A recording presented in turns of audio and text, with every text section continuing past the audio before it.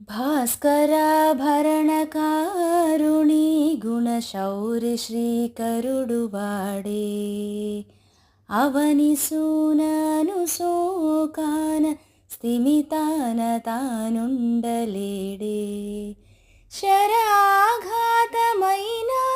గాని తొణికేవాడు కాడే సిరి సేవించి సరిలాలించి కుశలములు నిలుపఘనమునొదిలి కదిలే నీలి మేఘములలో ధరణీ తేజం నయనాంతరంగములలో